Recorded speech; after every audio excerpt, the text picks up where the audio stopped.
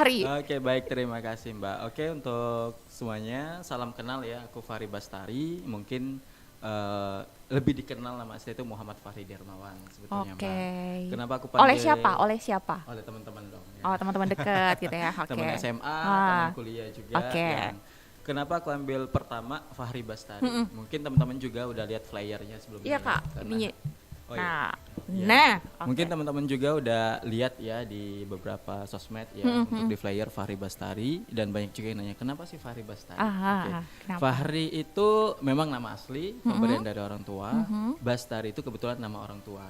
Dan ada uniknya lagi. Apa tuh? Dulu kan saya tinggalnya di daerah Pelaju. Pelaju. Nah, tiba-tiba kita pindah rumah. Tunggu, pelajunya sebelah mana? Pelajunya di daerah Ulu. Oh, daerah.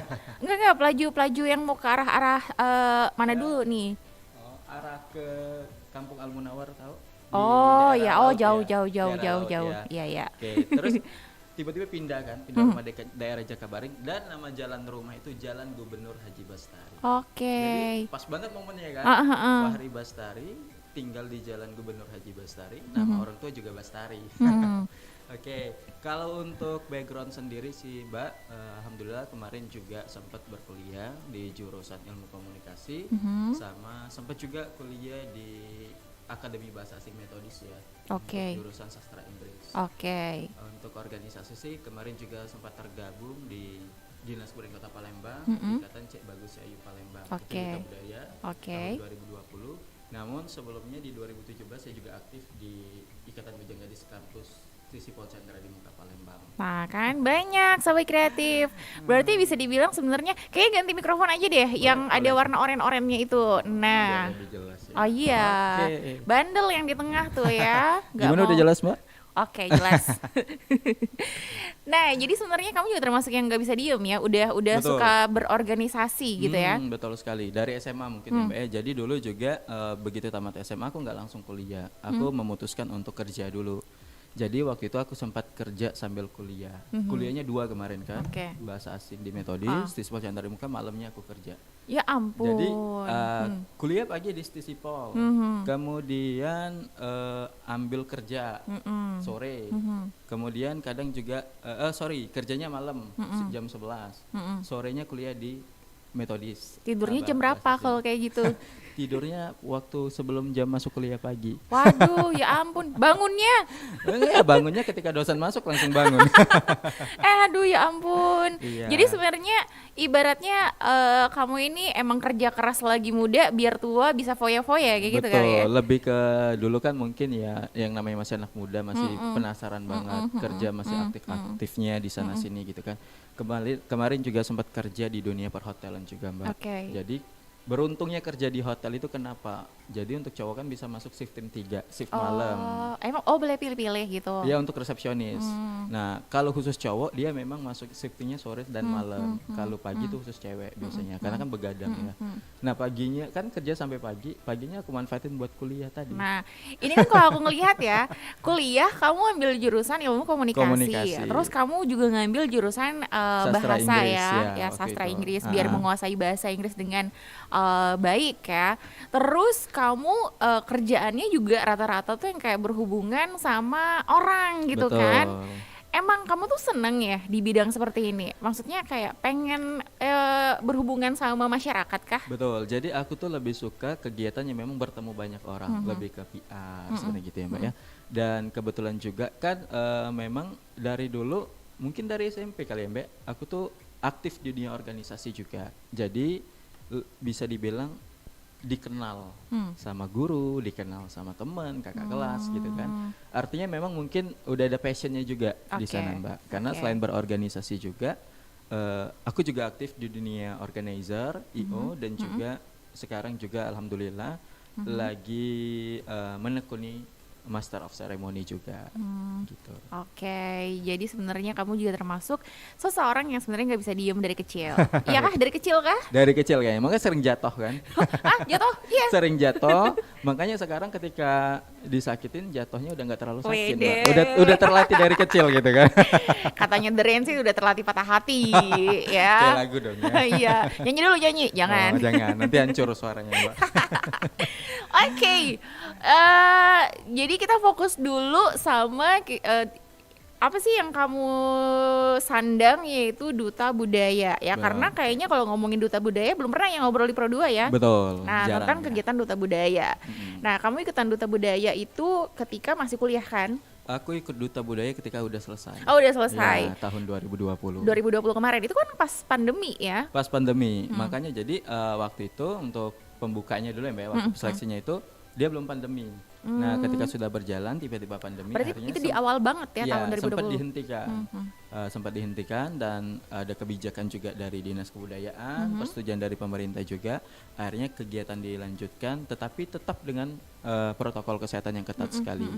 Oke, awal bergabung di Duta Budaya itu kan sebelumnya waktu itu aku sempat merantau juga di Bandung 1 tahun, Mbak. Oke, oke. Merantau untuk kerja juga kan. Nah, setelah pulang ke Palembang, nah itu langsung tiba-tiba pandemi. Aku bersyukur banget kan, sepertinya keinginan pulang dari Bandung itu kayak udah ada tanda-tanda. Istilahnya kayak di waktu yang tepat Di gitu waktu ya. yang tepat. Coba kalau misalkan aku masih di sana, bayangin bertahun-tahun nggak bisa pulang karena lockdown gitu kan.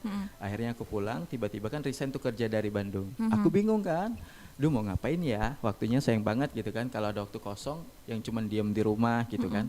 Akhirnya lihat awalnya itu karena teman, dukungan dari teman. Aku ngelihat teman aku tuh dia pengen ikut, tapi dia nggak ada keberanian.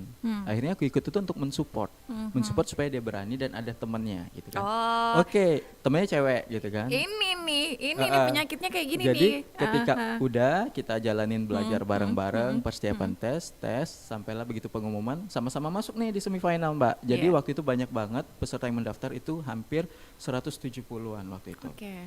Dan hanya diambil untuk masuk ke semifinal itu 60 orang. 60 orang itu 30 putra, 30 putri atau disebutnya Cek Bagus dan Cek Ayu gitu ya. Sebutan untuk duta budaya. Nah, setelah lulus di semifinal, begitu malam semifinal, temen aku yang cewek tadi nggak lanjut, nggak lolos. Aku yang lanjut lolos. Jadi Temen apa pacar? temen dong. Lanjut. Akhirnya gitu kan, ya mau gimana lagi gitu kan, dia juga support, sebenarnya sedih juga gitu kan. Harus berjuang lagi, tapi teman kita nggak bisa berjuang sama-sama lagi. Akhirnya aku tetap lanjutin. Nah, dari situ asal mulanya. Dan kenapa sih aku tertarik? Ternyata setelah aku tergabung di Cek Bagus Cek Ayu Duta Budaya Palembang, di situ aku banyak banget mendapatkan ilmu baru, Mbak. Mulai dari adat istiadat, tradisi, warisan budaya. Kita bukan lebih ke pariwisata ya. Kita juga wajib tahu tentang wisata, tetapi yang menjadi tugas dari Cek Bagus Cek Ayu itu adalah sejarah. Sejarahnya. Misal nih Jembatan Ampera. Orang cuma tahu oh Jembatan Ampera lokasinya di sini. Tetapi kalau kita kulik lagi sampai ke akar-akarnya, sejarahnya banyak banget. Karena dulu kan namanya bukan Jembatan Ampera, nama awalnya Jembatan Bung Karno. Kenapa kemudian disahkan oleh Bung Karno gitu kan? Berapa kali penggantian warna, ada maksud tersendiri juga dari warna-warna itu. Nggak usah muluk-muluk deh. Makanan. Orang bilang ya pempek. Ya. Banyak nih tahu pempek dari Palembang, tetapi sejarahnya beda loh Mbak. Sebenarnya pempek itu bukan karena dulu yang jualnya ape-ape gitu ya, Iya, banyak iya, enggak, iya. ada sejarahnya. Ya karena aku pernah makan di satu tempat yang jualan pempek, dia tuh ada tulisannya di situ menceritakan tentang sejarah pempek. Iya, ada Aneh. sejarahnya juga pempek kan. Kemudian kan dulunya pempek itu dibuat dari ikan belida. Ya. Nah, di Sungai Musi dulu kan banyak banget ikan belida yang ada di Sungai Musi kan. Terus juga banyak banget ternyata makanan zaman dulu yang sekarang ini udah mulai susah Iya. untuk kita temui. Langka banget ya. Gulopuan mungkin Mbak kan dari Nggak ini tahu, ya, nggak tahu. dari Jawa ya. Iya. Nah, gulopuan itu kalau dulunya itu dia makanan untuk kerajaan, Mbak. Untuk Oh, raja oke. dulu, untuk sultan maksudnya, untuk kesultanan. Nah, sekarang ini susah dicari. Dia cuman bisa kita jumpai pada hari Jumat itu di Masjid Agung. Dan itu mahal banget harganya sekarang. Dia itu dari susu kerbau yang difermentasi. Oh, aku baru tahu loh. Iya, itu enak banget. Nah, contoh dari makanan adat istiadat juga, adat pernikahan, adat makan Palembang, itu banyak banget rentetannya. Orang cuman tahu pakai baju kain Palembang, cuman taunya mungkin batik Jemputan, cuman tahu songket, Iya. padahal masih banyak lagi. Dan songket itu padahal banyak jenisnya, banyak motifnya, dan dari motif itu ada artinya masing-masing. Contoh nih, kita belajar sejarah sedikit, Mbak ya. Iya. Motif songket bunga pakcik. Kenapa dia disebut bunga pakcik? Karena waktu itu ada perselisihan perkawinan antara masyarakat Arab sama Melayu, Hmm. Bungo Pakcik. Hmm. Bungo Cino itu perkawinan antara masyarakat Melayu sama Hmm. Cina. Hmm. Itu Tama Tionghoa. Jadi ada maksud semua. Hmm. Janda Braes. Hmm. Janda ya kalau Mm-mm, bahasa Indonesia. mm-mm. Janda Braes. Janda Braes itu untuk wanita yang statusnya sudah janda. Hmm. Jadi ada maksud tersendiri. Nah disitulah setelah saya tergabung dari Duta Budaya, oh ternyata wawasannya itu banyak banget yang harus kita pelajari. Oke. Cagar budaya dan Ini itu luar semuanya biasa. sebenarnya kamu pelajari berarti sesudah ya? Setelah kita masuk, Setelah itu masuk. kita mendapatkan pembekalan pada saat masa karantina. Itu ketika finalis. Ketika udah jadi finalis. Finalis. Semifinalis juga udah dapat materinya. Oke. Jadi wah luar biasa seharian catatnya itu sampai panjang, Mbak. Nyatet. Iya, mau nggak mau kita harus nyatat kalau kita mau tahu. Mhm. Itu makanan aja listnya hampir ada 70, belum lagi tradisi, belum lagi nih. Jadi ya benar-benar saya bersyukur banget gitu ya. Kayak mau penyelesaian tugas akhir kuliah waktu itu. Tapi itu malah bikin kita kayak jadi semakin cinta nggak sih? Semakin. Iya kan? Ketika kita udah terjun di sana, balik lagi sih Mbak, makanya tergantung orang masing-masing ya. Kalau saya tipikal untuk menjalani sesuatu harus menggunakan hati. Menggunakan hati dan keikhlasan, serta didukung juga sama niat. Dan kita tahu dulu tujuan kita tuh apa sebetulnya. Kalau kita cuman ikut-ikutan terjun tapi nggak ada tujuan setelah itu, ya udah kita selesai. Nah tapi gini dulu, aku mau tanya. Oke. Awalnya tadi kamu bilang kan sebenarnya cuma nemenin temen nih. Iya, betul. Ya, temennya yang katanya, aduh kurang pede nih mau ngedaftar sendiri ya. Betul. Dan rata-rata memang banyak banget kejadian, entah dia tuh ikut audisi nyanyi, ikut audisi Kerja, model gitu ya ya. kayak gitu. Oke, betul. Cuma sekedar nemenin temennya, tapi dia tuh yang sukses gitu Iya, loh. gitu. Ceritanya. Awalnya memang Gimana gitu. sampai kamu bisa serius? Berarti tujuan awal di aku itu kan untuk mensupport teman. Setelah aku diberikan kesempatan untuk bisa melanjutkan, aku mulai menanamkan dalam diri, aku harus mengatur kembali tujuan aku setelah aku berada di sini. Artinya aku harus bisa memanfaatkan kesempatan ini, jangan sampai sia-sia. Kan banyak tuh mungkin beberapa teman-teman di organisasi lain juga ketika dia udah tergabung terpilih hanya sekedar hadiah, hanya sekedar menyandang selempang, Iya. sekedar terkenal di media sosial Iya. gitu kan. Udah selesai. Tapi kalau aku lebih memanfaatkan untuk ke depan ini aku harus ngapain sih? Apa yang harus aku beri? Apa yang harus aku kasih untuk dinas kebudayaan? Dan alhamdulillah setelah itu memang cukup berkontribusi juga dengan program kerja dan kita lebih ke eksperimen ke masyarakat juga. Kemarin sempat ngadain sosial eksperimen kebudayaan. Itu tentang kayak gimana sih? Jadi kita turun ke masyarakat gitu ya. Kita samperin. Misalnya ada orang yang lagi makan pempek, kita temuin. Ibu lagi makan pempek. Ibu tahu nggak sejarah pempek apa? Nah, itu kita buat konten. Kita buat konten nanti kita bikin, setelah dia jawab nanti ada pakarnya langsung menjelaskan. Jadi lebih ke kayak tahu nggak sih? Iya Gitu. benar. Eksperimennya di situ. Jadi kita juga kayak untuk apa ya, ke pusat oleh-oleh juga gitu kan, untuk khususnya untuk kain-kain Palembang ya, tenun gitu ya, kayak songket. Itu kan udah jarang sekali. Itu sekarang itu banyak di daerah Ulu ya kalau nggak sekarang. Lebih ke situ sih. Jadi balik lagi secara umum ya, saya tuh memang lebih suka untuk berorganisasi juga sih, karena menurut saya selain kita dapat ilmu, relasi juga sih Mbak. Dan alhamdulillah dari sana juga banyak saya mengajarkan saya tentang bagaimana sih cara menghadapi orang yang lebih sukses, orang yang lebih apa ya, yang lebih dewasa gitu kan. Kemudian juga banyak bertemu sama pejabat-pejabat kota dan itu kan nggak mudah. Ketika kita diberikan tugas untuk mendampingi, kita harus tahu dulu topik apa sih yang mau kita keluarkan ketika kita sedang mendampingi pejabat kota. Itu kan butuh mental juga. Iya, sebetulnya. benar banget. Oke, jadi itu satu pengalaman yang sangat Pengalaman berarti luar sebenarnya yang biasa kamu sekali. dapat ya setelah menjadi cek bagus dan ikutan menjadi duta secara otomatis kamu menjadi duta budaya ya di situ ya, duta kebudayaan. Nah sejauh ini sendiri apa sih yang berubah dalam diri kamu setelah menjadi duta budaya? Yang berubah dalam diri jelas penampilan. Emang apa yang berubah? Ya mungkin kalau aku sih Kemarin. baru pertama kali Kalau artinya kita lebih bisa untuk menjaga penampilan, bukan berarti nggak harus mahal gitu ya Mbak Kapil. Ketika kita sudah mendapatkan suatu tempat wadah ya, artinya kita bertransformasi, lah bahasanya gitu ya. Transformasi dalam artian gini. Dulu yang aku nggak terlalu sering nggak terlalu peduli sama wajah ya. Jangan marahan sama mikrofonnya Kak. Nih, nah ngadep. Gitu ya? Ya, Okay. udah. Dulu kan aku termasuk orang yang males banget yang namanya perawatan wajah, gitu Mbak. Nah karena tuntutan tadi ya, ya yang namanya penampilan wajah itu harus dijaga. Mulai ikut juga perawatan diri. Kemudian yang tadinya berpenampilan biasa-biasa aja, sekarang mulai rapih dalam artian, oh ketika kita mau kesini penampilannya harus seperti ini gitu. Jadi sekalipun kita mau ke mall ya secara tidak langsung mereka mengajarkannya tentang personal branding untuk diri kita sendiri. Ada perubahan. Ya mungkin sekarang karena udah lepas jabatan jadi nggak terlalu. Emang udah lepas jabatan? Udah dong, kan ini udah masuk 2022. Oh iya benar. Aku perasaannya masih 2021 loh. Belum bisa move on ya. Ayo ya 2021 ampun. Mikirin siapa. Hayo. Ini karena dampak dari pandemi. Dampak ya. dari pandemi. Aduh. Gitu. Jadi karena udah selesai juga masa jabatannya dan karena memang diisi aktivitas lain yang mungkin sulit juga untuk lebih detail memperhatikan perawatan wajah juga sebetulnya gitu Mbak. Nah, jadi sekarang gini ya, setelah sudah selesai mengemban tugas sebagai Duta Budaya 2020, apa sih masih ada ini lagi nggak sih kayak PR yang harus kalian lakuin atau ada keterikatan kontrak atau lain sebagainya sebagai seorang Duta Budaya? Oke. Kalau PR jelas masih ada karena kita kan regenerasi. Artinya PR kita mendidik adik-adik di bawah itu bagaimana mereka lebih sukses dari kita. Artinya mereka kan ketika mereka bergabung, mereka butuh arahan. Nah, di situ tugas kita sebagai steering committee yang mengarahkan mereka, yang memberikan mereka masukan dan saran. Setiap program apa yang harus mereka ajukan, mereka konsultasi juga. Jadi lebih ke ini ya, mungkin lebih ke pembimbing mereka juga sebetulnya. Dan ketika mereka memang kan media sosial juga harus perlu banget untuk dijaga gitu. Artinya penggunaan media sosial juga kita nggak bisa sembarangan ketika kita masih menyandang gelar gitu kan.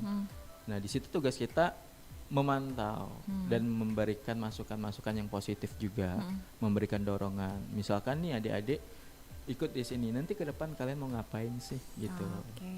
Jadi lebih ke mengarahkan. Apalagi adik-adik Duta Budaya yang 2021 ini ya. Mereka backgroundnya itu banyak masih pelajar SMA. Berarti masih usia belasan ya? Iya, karena persyaratan minimal 17 tahun. Jadi ada yang masih kelas 2 SMA, kelas 3 SMA gitu kan. Yang memang betul-betul kita harus tahu dulu ya karakter mereka masing-masing itu kan. Oh ini seperti ini.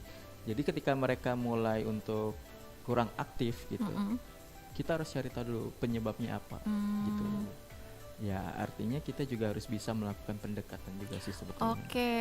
Jadi emang istilahnya tuh apa ya, kayak masih terikat lah masih terikat lah ya. Bisa-bisa juga kan kita kan struktur ikatan tuh, bisa-bisa juga nanti kita mau nggak mau ya jadi pengurus biasanya gitu kan, karena ada ikatan juga gitu kan. Tapi di luar itu juga, di luar tuh apa namanya Duta Budaya tadi kan, aku juga ada kesibukan seperti di dunia IO, dunia entertain juga. Ini yang bakal kita bahas setelah ini sahabat kreatif pastinya. ya. Karena kalau kamu kepoin Instagramnya Fahri Bastari ya, dia ini rajin banget ngejob MC ya, presenter ya, udah diembat semuanya. Apakah dia juga bisa nyanyi? Oke deh, nanti kita bakal tanya-tanya lebih lanjut ya sahabat kreatif, dan kamu juga boleh ikutan bertanya di 0857255916 bareng sama Fahri Bastari sahabat kreatif di Numpang spesial sore hari ini.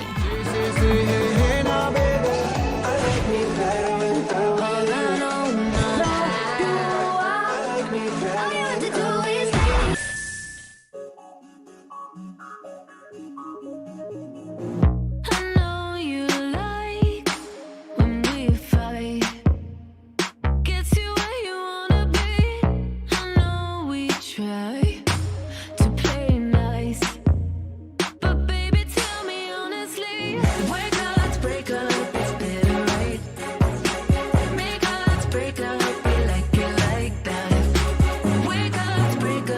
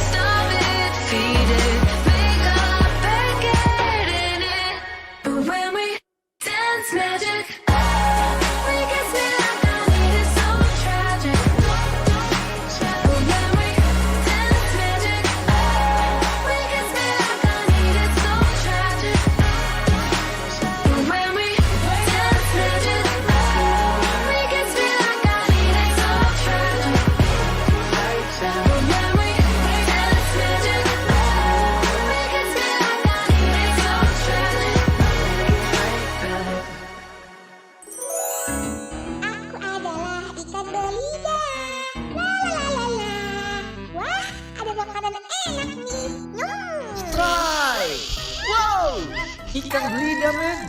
Bisa bikin pempek. Kenapa kamu menangkapku? Kamu bisa ngomong? Aku kan hewan yang dilindungi. Hah? Kamu akan dipidana. Pidana? Tidak. Gue enggak mancing sambil tidur. Untung cuma mimpi. Bro, ikan belida sekarang dilindungi negara ya? Nggak tahu. Benar banget, semua jenis belida berstatus dilindungi karena dinyatakan terancam punah. Bahkan, Undang-Undang Perikanan menyebutkan bagi penangkap dan penjual ikan belida bisa dikenakan pidana denda 250 juta hingga 1,5 miliar rupiah loh. Ayo, lindungi belida.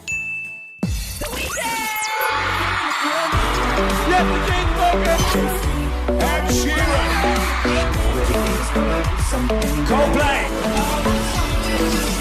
Metro 2 RRI. Suara kreativitas.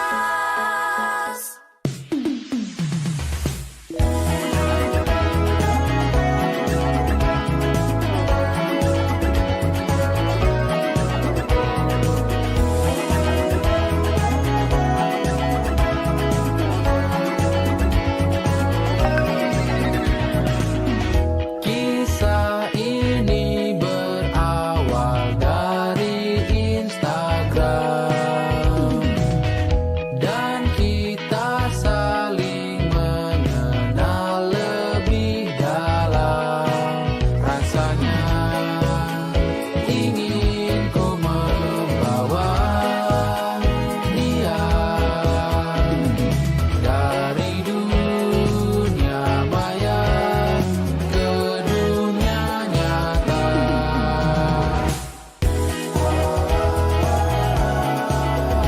Kisah ini gila, ku telah jatuh cinta dengannya.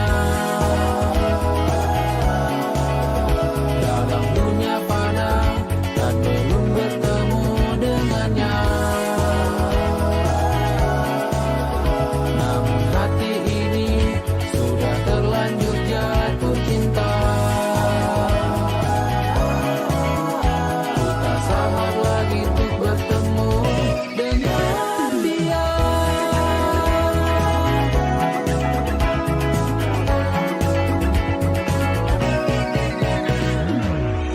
Jarak dan waktu takkan jadi halangan. Sang pangeran datang dari kejauhan. Tibalah saat ku bertemu dia. Terbayang indahnya raut wajahnya.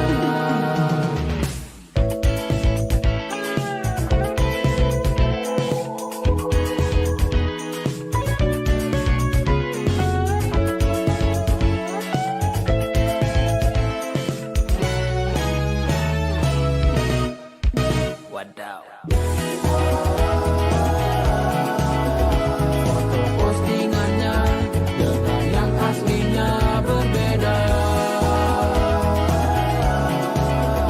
Memang dunia maya tak seindah realitanya. Namun hati ini sudah terlanjur jatuh cinta. Cinta memang tak bisa diukur oleh rupa. Kisah ini gila, ku telah jatuh cinta dengannya. Dalam dunia fana dan belum bertemu dengannya. Namun hati ini sudah terlanjur.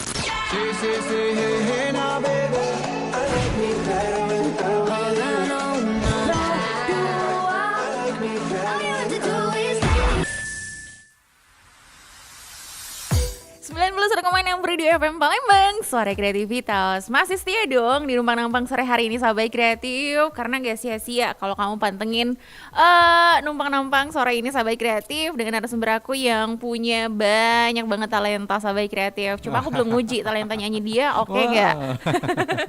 Harus jangan dong. ya. Iya. Soalnya Sahabat Kreatif, hari ini ternyata emang karena hobinya itu di dunia public relation ya. Betul. Jadi dia itu juga udah mencicipi dunia presenter juga kan? Presenter belum. Belum, baru MC aja Baru ya. MC aja. Jadi baru Master of Ceremony. Betul. Nah, sejak kapan? Sejak 2019 ya. Itu masih kuliah? Masih kuliah. Masih Jadi kuliah. dulu sering MC itu awal-awal nih mulai MC ya. Itu karena dulu di tempat kerja ketika ada acara gitu kan. Kemudian dulu fokusnya cuman bantu acara keluarga gitu kan. Terus juga di kampus ya lama-lama akhirnya mungkin mengalir dengan sendiri. Jangan-jangan kamu dulu tuh masih sekolah kalau upacara paling suka jadi protokol. Oh, komandan upacara dong. Oh, akhirnya jadi protokol. Pernah Membina juga jadi upacara, protokol. memasuki lapangan upacara gitu ya. Iya. Pernah juga jadi protokol waktu HUT 17 RI ya. Waktu itu. Di mana? Di lapangan Aneka Pertamina pernah. Oke, widih. Itu kan suaranya harus yang ini banget ya. Nah, dunia per MC-an itu mulai digeluti tahun 2019. 2019. Terus apa lagi? Kalau berbicara di dunia organisasi lagi gitu ya, sekarang juga mungkin banyak sekali anak-anak muda yang udah nyiptain wadah tersendiri komunitas gitu kan, anak muda. Sama kayak pembahasan kita bahwasanya kalau kaum milenial ini tugasnya itu harus berani membawa perubahan untuk pemuda masa depan, Mbak.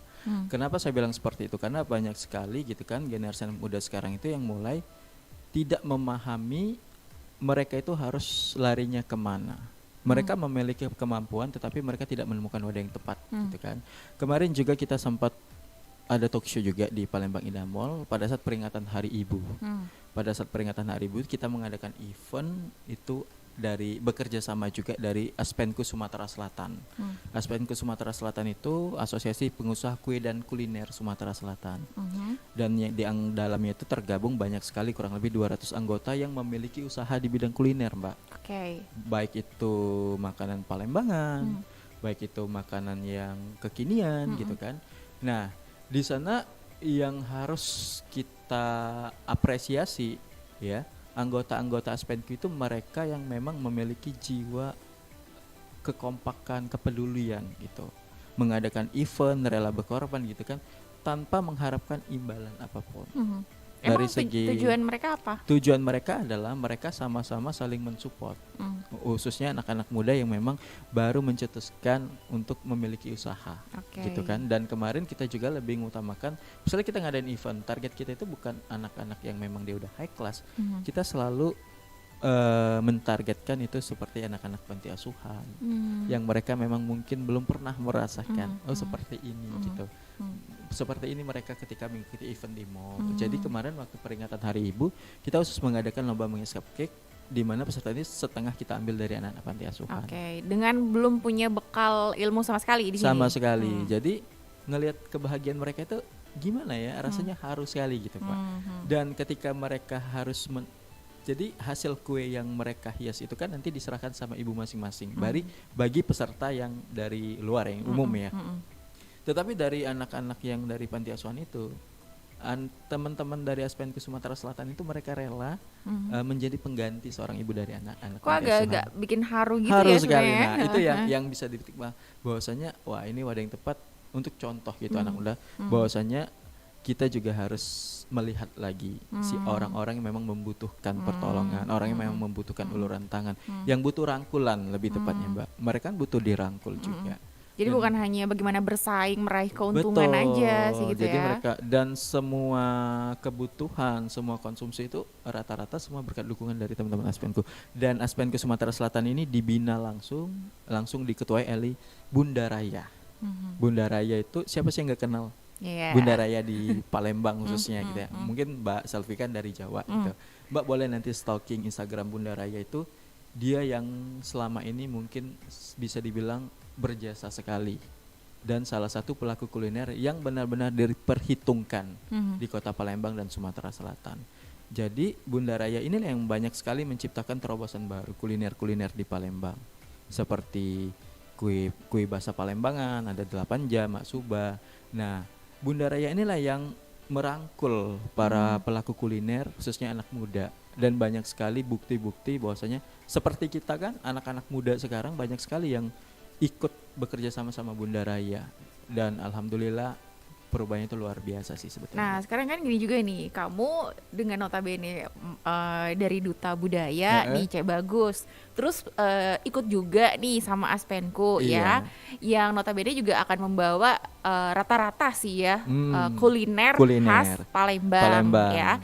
Nah tapi sekarang nih kita lihat lagi nih, anak-anak muda ini kan juga kayak kalau kita lihat di pengaruh media sosial nih ya, itu kayak makanan Korea, ya makanan yang emang lagi hits banget, nah, kayak gitu. Gimana sih supaya mereka tuh emang tertarik sama kuliner asli khas Palembang? Khas Palembang. Yang pertama kita perkenalkan dalam artian gini, Bunda Raya ini kan selalu bisa melihat target pasaran anak-anak muda. Jadi dia menciptakan menu-menu terobosan yang inovasi baru tanpa menghilangkan dari keasliannya. Contoh, ada Mas Bro, Maksuba brownies. Anak muda kan suka sama brownies sekarang gitu kan. Dibuatlah inovasi baru sama Bunda Raya, Mas Bro, Maksuba brownies. Jadi Maksuba atasnya brownies. Jadi secara tidak langsung anak-anak pasti kan pertama tadi yang mikir brownies, ternyata ada kue Palembang seperti ini, enak gitu. Kemudian ada juga kalau Taiwan kuah biasa kan udah biasa, tetapi Bunda Raya pintar membuat inovasi baru, Taiwan kuah pindang. Taiwan kuah pindang. Kuah pindang. Aku jadi penasaran deh. Penasaran kan? Nah makanya nanti pantengin aja Instagramnya ya. Kemudian pempek kelepon. Pempek kelepon. Anak muda kan yang tanya kelepon itu ya kayak seperti makanan tradisional gitu ya, yang di dalamnya ada gula merah gitu. Pempek kelepon ini dibikin sama persis bentuknya, hijau gitu ya. Kelapanya itu penggantinya ebi yang dihaluskan. Tapi dalamnya isi cuko. Itulah kehebatan Bunda Raya. Saya bersyukur sekali bisa menjadi bagian dari Bunda Raya sebetulnya, Mbak, karena berkat Bunda Raya juga bisa membantu karir saya juga. Gitu. Ini kan cuacanya lagi dingin ya. Terus Fahri membahasnya nih ke arah makanan sampai kreatif. Aku udah terbayang-bayang di pikiran aku sama yang namanya makanan. Betul. Jadi nanti kan setelah ini langsung tuh kepoin IG Bunda Raya. Yang mana sih pindang Taiwan? Pas nian loh. Ya. Taiwan cuaca dingin kayak gini kan. Nah, tapi kalau kamu ngelihat lagi selama masa pandemi ini ya, perkembangan untuk kuliner asli khas Palembang ya, khususnya di ranah anak muda ya, apakah semakin naik atau seperti apa kalau kamu lihat? Kalau untuk kuliner yang memang masih bersifat asli ya, Mbak ya, untuk khususnya kuliner Palembang itu ya. Kalau untuk generasi muda sekarang mungkin 50-50 ya. Karena sekarang itu kan anak muda ini banyak sekali yang memang ketika mereka mengadakan kegiatan dan banyak beberapa penyelenggara acara itu memang selalu bekerja sama dengan beberapa catering yang memang masih memberikan menu-menu Palembang asli gitu. Tetapi tidak menutup kemungkinan juga banyak anak-anak muda yang tidak tahu sama sekali bahkan gitu kan. Hanya sekedar tahu tetapi dalam ingatan mereka tuh kayak masih samar-samar gitu kan. Misal nih yang umum aja mereka tahu, oh nasi minyak, iya nasi minyak. Oh malbi iya tahu gitu kan.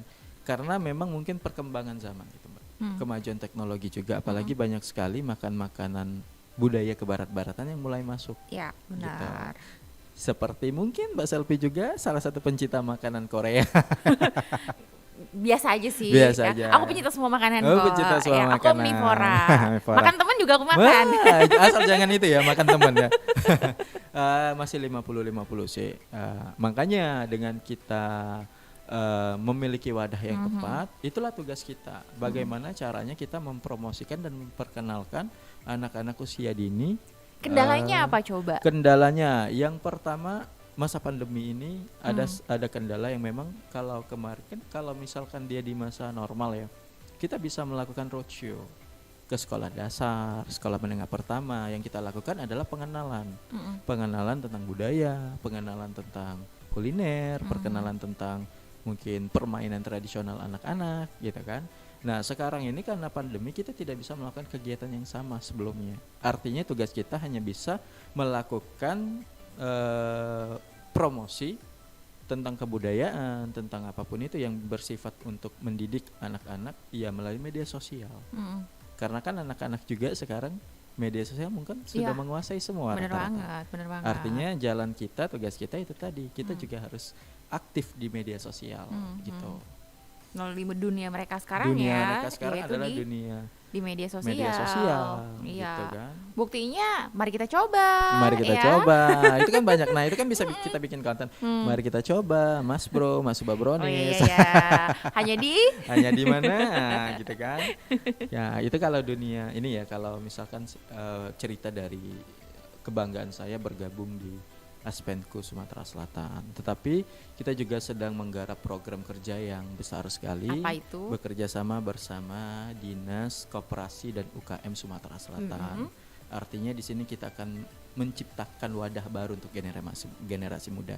Jadi kita akan melaksanakan suatu kegiatan pemilihan duta kuliner Sumatera Selatan. Dan ini akan menjadi angkatan yang pertama. Artinya di sini saya juga dipercaya menjadi founder untuk kegiatan tersebut. Nanti ini sasarannya apakah mereka yang pelaku UMKM atau mereka yang emang nggak ada basic di dunia kuliner? Sebetulnya kalau untuk target sasaran kita adalah mereka yang memang memiliki usaha di bidang kuliner. Tetapi kemarin setelah ada kesepakatan dan itu akan menjadi poin plus. Selebihnya ya mereka paling tidak minimal menguasai di bidang kuliner. Bukan hanya di Palembang tetapi kuliner Sumatera Selatan. Apakah dia harus mengenal atau bisa membuatnya juga? Nanti kita akan mengadakan kegiatan ya di mana mereka harus memperkenalkan satu makanan yang mereka bawa. Jadi mereka presentasikan apa yang mereka bawa dan apa yang mereka kuasai dari makanan yang mereka bawa tersebut. Itu ya. Itu untuk persyaratannya anak muda usia dari 17 tahun sampai 30 tahun. Kenapa kita ambil 30 tahun? Karena untuk usia matang yang mulai terfikirkan untuk memiliki jalan usaha sendiri biasanya dari usia 25 ke atas. Iya, biasa masa-masa kayak sehabis dunia perkuliahan. Betul. Ya. Dunia pandemi juga kan tiba-tiba banyak sekali tiba-tiba penjualan online makanan dadakan. Iya, kayak terfikirkan. Pengusaha kuliner gitu. Nah, jadi sekecil apapun usaha mereka, Mbak Salvia, bisa jadi hanya sekadar mungkin mereka menjual bakso aci melalui media sosial sekalipun, itu bisa masuk kategori bahwa dia sudah mencoba untuk memiliki usaha kecil sendiri. Jadi bisa jadi duta kuliner juga. Bisa jadi ya. duta kuliner. Yang pasti juga kita tidak melewatkan bahwasanya mereka juga harus memiliki wawasan yang luas juga gitu. Dan ini juga akan ada perwakilan dari setiap kabupaten yang wajib mengirimkan. Karena kan Sumatera Selatan. Iya benar-benar. Karena kan kadang juga setiap daerah di Sumatera Selatan punya kuliner khas masing-masing. Punya kuliner kan? khas masing-masing. Jadi pada dasarnya mereka yang misalkan dari Kabupaten Ogan Ilir, apa sih yang bisa diangkat makanan dari Ogan Ilir? Pindang itu kan banyak sekali, bukan hanya di Palembang. Banyak sekali pindang-pindang yang berasal dari kabupaten. Jadi mungkin makanan yang serupa namanya berbeda. Biasanya seperti itu kan gitu. Jadi itu tujuan kita. Selain itu tujuan kita juga kita ingin kembali menciptakan satu wadah untuk anak-anak muda itu supaya mereka lebih bisa mengembangkan kemana bakat mereka, kemudian tujuan mereka. Jadi bisa jadi ini langkah awal mereka juga mungkin untuk terjun di dunia entertain mungkin gitu kan, dunia apapun itu yang memang sesuai sama passion mereka. Artinya tidak dipaksakan juga, balik lagi bekerja menggunakan hati sih sebetulnya. Jadi bukan cuma karena kamu pengen biar terkenal. Betul. Gitu ya. Mbak Selvi percaya nggak bahwa segala sesuatu bukan hanya karena tentang uang sebetulnya. Kita sering mengadakan kegiatan-kegiatan mungkin orang di luar sana melihat suka gitu kan posting hanya melihat dari media sosial. Kita posting kegiatan sana sini mereka pasti selalu terfikirkan, wah gede uangnya. Oh ya ada hadiahnya nih. Nah gitu ya kan. Nah. Khususnya untuk kita gitu ya. Misalkan nih kita melakukan sebuah event gitu kan. Saya dapat job nih misalkan nge-crew ataupun MC gitu kan. Pasti teman-teman langsung mikir enaknya gitu. Wah enak nih, besar bayarnya, jobnya rame. Iya. Padahal di balik itu ya, segala sesuatu itu bukan hanya tentang uang. Ya asli. Betul, Mbak. Aku pernah juga kayak Bukan terlibat soal project tentang yang uang. Ketika kita bisa membantu orang, itu tingkat kepuasannya itu lebih berbeda. Lebih besar dari nominal uang sebetulnya. Jadi saya dulu pernah nge-MC di suatu tempat. Saya tidak bisa menceritakan tempatnya ya. Dikontak, bisa nge-MC tanggal sekian. Oke, bisa. Hari ini JR. Tapi sebelumnya sudah di briefing gitu kan. Dikasih tahu bahwa ini ya ibaratnya ucapan terima kasih gitu kan. Karena memang ada keterbatasan. Oke. Begitu saya datang ke sana untuk JR, saya pikir udah selesai gitu. Tinggal JR aja biasa. Tetapi ternyata harus dari awal gitu. Ini MC di acara pemilihan duta juga sebetulnya. Ternyata mereka belum siap. Ketika ditanya, ternyata mereka terkendala di budget, nggak ada pemateri, nggak ada apapun itu. Tiba-tiba ada satu panitia yang bikin hati saya bergetar sekali. Dia nyamperin terus dia nanya, kakak kok mau sih bantu acara kita? Padahal kan nggak ada budgetnya. Hatinya langsung sedih gitu kan. Saya cuma jawab, nggak semuanya itu tentang uang. Dan kenapa saya mau bantu? Karena saya pernah merasakan di posisi kalian. Oke. Gitu kan, Mbak? Artinya ketika melihat mereka sukses, mereka berhasil, acara mereka lancar, itu tingkat kepuasannya melebihi dari nominal uang sebetulnya. Dan mereka itu menjadi ingatan mereka.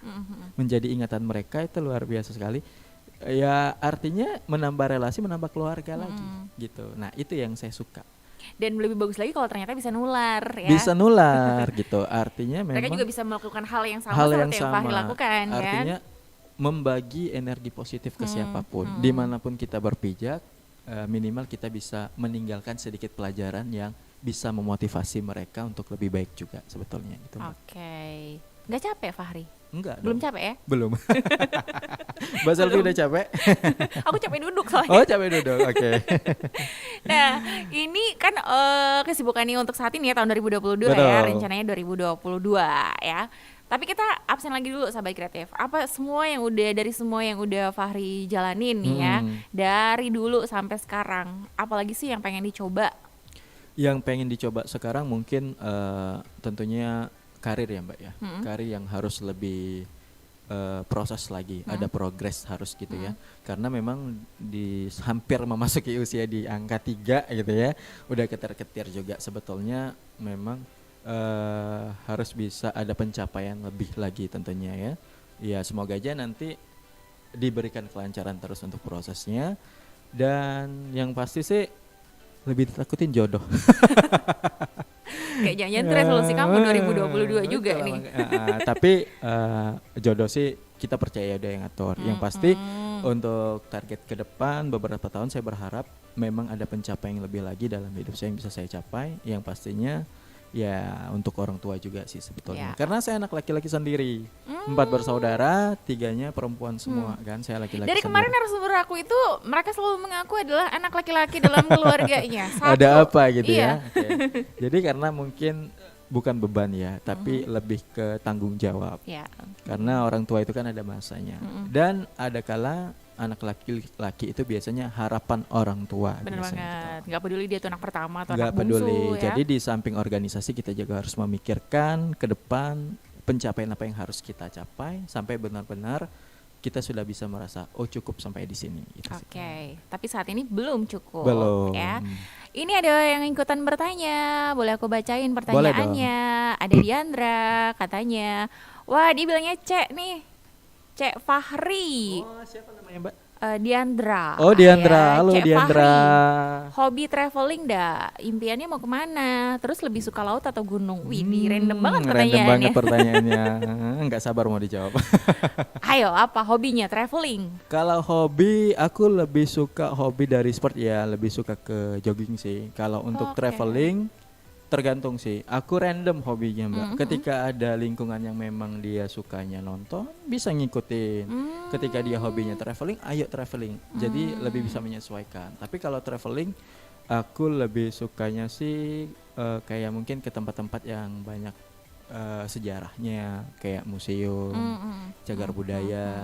Aku lebih suka Bandung sih. Kenapa Bandung? Banyak tempat-tempat bersejarah. Banyak tempat bersejarah juga, dan di situ banyak sekali ada komunitas yang Iya, bisa iya, iya. mengangkat budaya mereka sendiri. Itu sih. Jadi kamu lebih suka wisata ya Ini atau nanyanya traveling? bukan layangan putus ya, liburannya ke Kapadokya, it's my dream, It's my Fahri. dream, Iya. not her.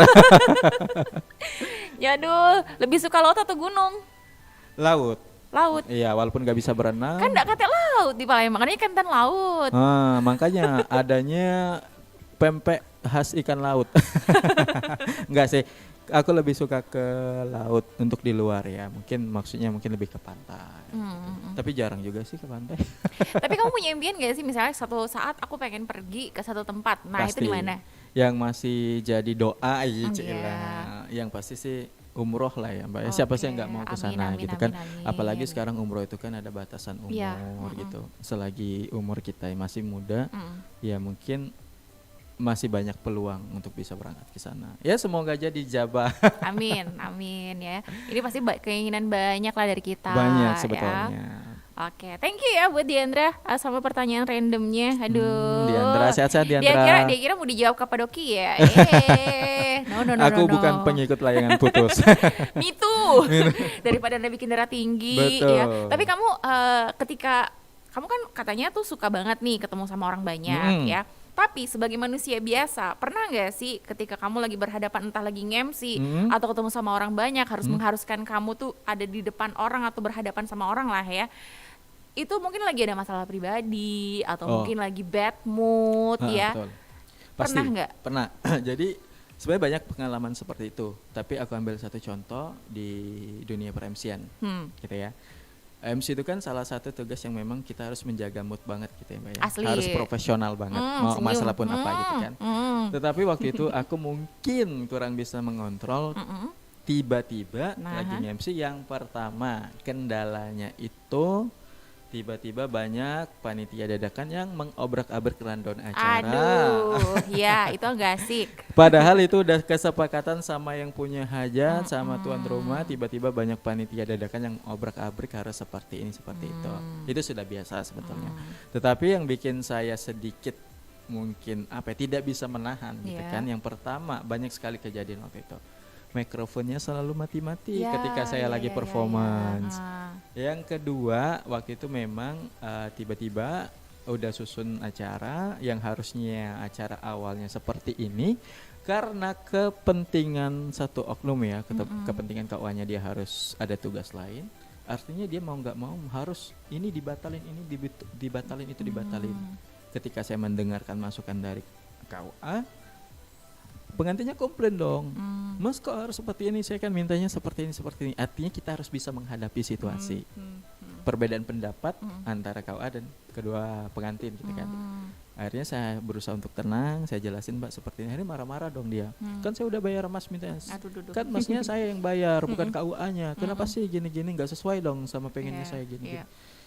Akhirnya ya mau nggak mau kita hanya bisa, yang kita lakukan adalah satu, maaf dan tetap merendah, karena pekerjaan apapun itu klien kita adalah raja. Mereka membayar kita, membayar jasa kita untuk kepuasan. Jadi kalau memang di lapangan ada satu kendala, satu kuncinya kata-kata maaf itu bisa meluluhkan seseorang. Tapi itu kan faktor dari luar ya. Faktor dari luar. Kalau dari dalam kamu sendiri? Oh, kalau dari dalam sendiri, jadi waktu itu aku pernah di mana aku harus bekerja, tetapi waktu itu dapat kabar bahwasanya papaku harus masuk ICU, gitu kan.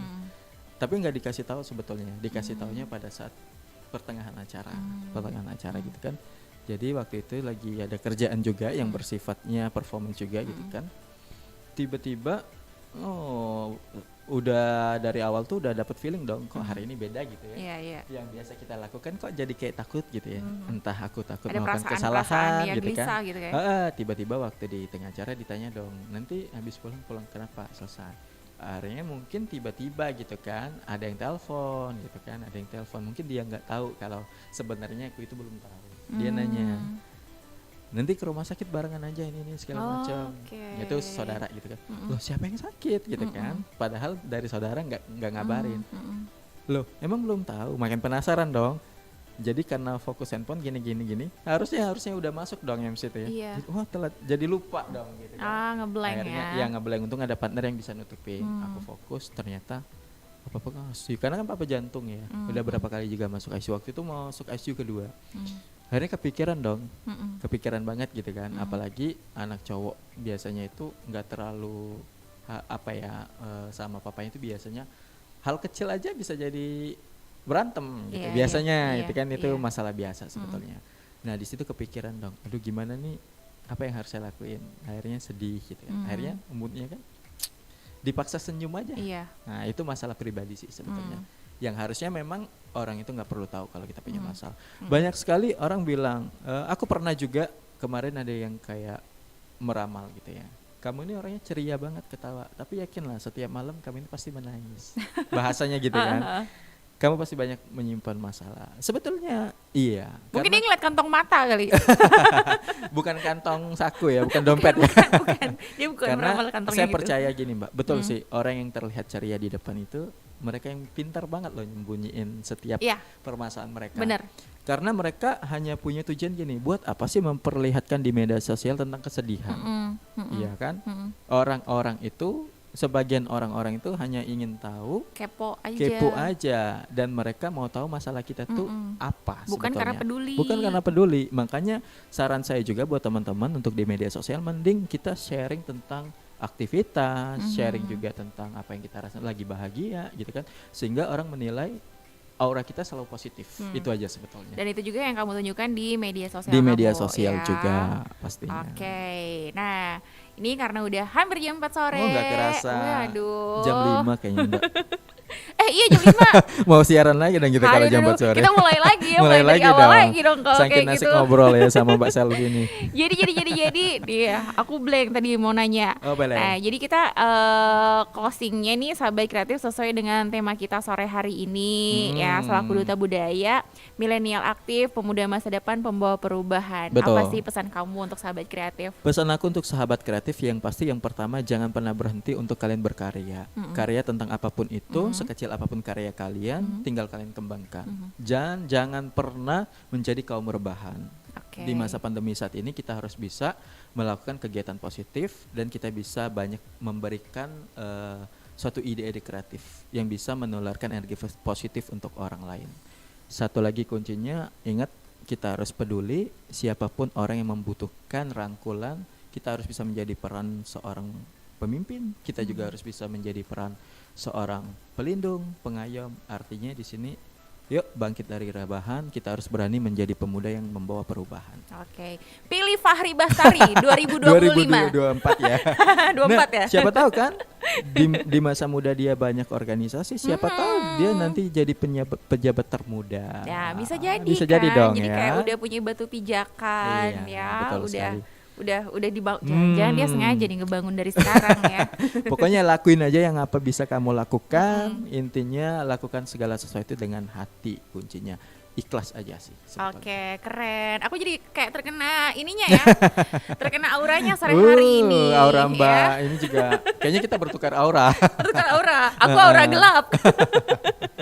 Oke deh, terima kasih banyak ya Terima kasih Fahri. kembali Mbak, Masya Allah. Udah mau sharing sore hari ini. Sama-sama. Waktunya juga di Prodo FM. Sukses untuk tadi asosiasi kue apa sih? Asosiasi Pengusaha Kue dan Kuliner Pengusaha Sumatera kue dan Selatan. kue dan kuliner Sumatera Selatan itu bisa sukses, terus Amin, rencananya untuk ya duta Allah. kulinernya juga Amin. ya. Pokoknya aku pengen nyobain yang namanya Maksuba Brownies. Oh siap Bunda Raya. Iya. Oke deh kalau begitu. Oke, siap, ya. Mbak Selvi. Terima Sukses kasih semuanya. banyak. Amin, Jangan amin, ya ragu Allah. kapan-kapan kalau kita undang lagi ke sini Pasti ya. dong. sama Besok juga kegiatan lagi nggak lainnya. apa-apa. Oke, jangan besok nanti aja. Betul. Fahri 2025 gitu ya. Siap gitu ya. Oke nih kalau gitu Sobat Kreatif, kita tutup untuk numpang-nampang sore hari ini. Mudah-mudahan sih bisa kamu ambil deh ya sisi inspiratif dari seorang Fahri Bastari. Amin, ya Dan Allah. kalau kamu mendengarkan sore hari ini bisa didengerin lagi nanti kok melalui YouTube channel di RRI Palembang Wih, ya. keren. Oke, dan saatnya Sylvian pamit, Fahri juga pamit. Sampai jumpa lain waktu and bye-bye. Bye bye.